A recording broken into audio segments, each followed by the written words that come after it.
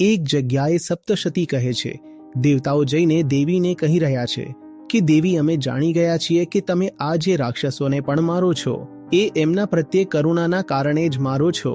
તમારા ખડગથી માર્યા જવાથી એમનું મૃત્યુ પવિત્ર થઈ જાય છે અને એ સ્વર્ગને પ્રાપ્ત કરે છે.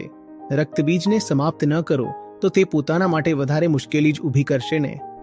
તો કાળી એને સમાપ્ત કરે છે પોતાના શરીરનો હિસ્સો બનાવીને.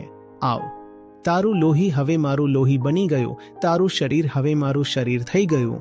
આવ, આપણે એક થઈ ગયા. આટલો પ્રેમ હોય છે શું કોઈનામાં? સામાન્ય રીતે તારી બધી ખરાબી હવે મારી થઈ ગઈ. તું તો નખથી લઈને માથા સુધી વિકારોથી જ ભરેલો હતો ને. તારા બધા મેં વિકાર અપનાવી લીધા. હું એટલી શુદ્ધ છું કે તારા બધા વિકાર અપનાવીને પણ હું નિર્વિકાર જ રહીશ. આવ, તું સંપૂર્ણપણે મારો થઈ જા. તારા બધા દોષ હું મારામાં સમાવી લઉં છું. હવે દૂરથી જોશો તો લાગશે કે રક્તબીજનો વધ કર્યો, પરંતુ જેની પાસે જોવા માટે આંતરિક આંખો પણ છે એમને કંઈક બીજું પણ દેખાય છે. તે કહે છે, વધ તો શું કર્યો, એને પૂરેપૂરો સ્વીકાર કરી લીધો, તેને પોતાનામાં સમાવી લીધો.